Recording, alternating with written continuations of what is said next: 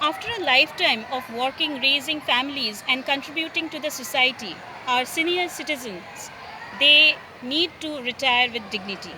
They deserve that. Hello everyone. Today I'm going to share with you one experience of mine. Last year I went to one old age home that is near to our place along with some of my students, and you won't believe that we were received with so much of warmth and love and care. And from there I have understood one fact, that these old people, they need care and attention and love from us. Some of us are very much blessed because we are having our grandparents with us living at our home. But we do not, many of us are not having this blessing, because these people are the people who enrich us with their experience. Now today I'm going to share with you one story about one grandchild, how he had this strong bond of friendship with his grandmother. When the parents of this grandchild, this narrator, went to the city, he was left with his grandmother, and she took every care of this grandchild and reared him up. She was rearing him up by waking him up in the morning, and then going to school together, learning the things, and then coming back together. There was a very strong bond between them. And to the grandson, always this grandmother appeared to be immensely beautiful. All of a sudden there came a turning point in their life, and they shifted to the city because the parents were ready to receive them to the city, and the strong bond of friendship, somewhat it became loose because they saw less of each other. Because at this point of time, this grandson used to go to the English school, and they were given such lessons which the grandmother didn't understand.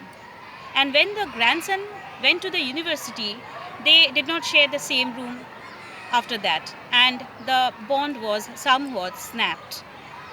But after some point of time, the grandson was going abroad for his further studies for 5 years, and he felt that perhaps he would not be able to meet his grandmother again, and he started to cherish the last touch that he had got from his grandmother. But he was wrong. When he came back, again he was received by his grandmother. The grandmother was so strong that she went to the railway station to receive him. And after that, she started celebrating the homecoming of this grandson like the homecoming of warriors. That time she forgot to pray. Every day she used to pray, but that day she forgot. And the next day she was taken ill, and after that she died. And we find that she used to have this companionship with the sparrows when she became isolated in the family, because in the city she was not getting that care and concern from everyone. She became very much isolated. She accepted that isolation with resignation. Now when she died, at that point of time, many sparrows, thousands of sparrows, they were scattered. They went to see this lady for the last time. They were also mourning. These sparrows were the same sparrows who were fed by this grandmother when she used to spend the happiest half hour of the seclusion during that afternoon time. So, this is a story. The name of the story, you'll be very interested to know the name of the story. The name of the story is The Portrait of a Lady, written by Khushwant Singh. Now, let's give you a brief detail about this author, Khushwant Singh. He was a writer, a diplomat, a journalist, and you won't believe that he was born on 15th August, but it was in the year 1915, and he died in 2014.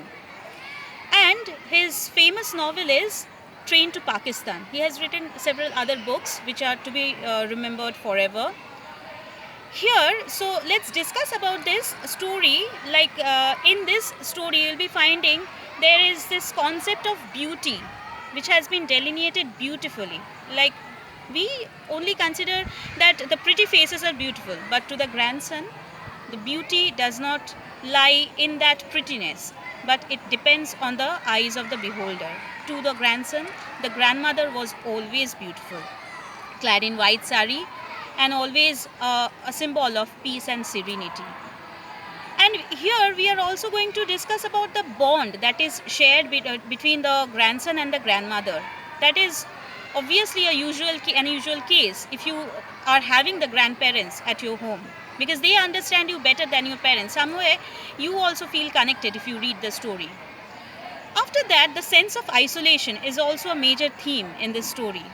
And also how the other animals like the birds, sparrows and dogs, they can also be close to us. Like in the story, we will be finding that the sparrows and the dogs were very close to the grandmother. These four themes we are going to discuss, and also about the character of this grandmother, who was an embodiment of peace and serenity. She was a very strong woman, because so old she was, but still she had that courage and the guts. She had that physical strength to go and meet the grandson after 5 years when he came back. So with this, we will be going for a reading of this chapter. Thank you so much.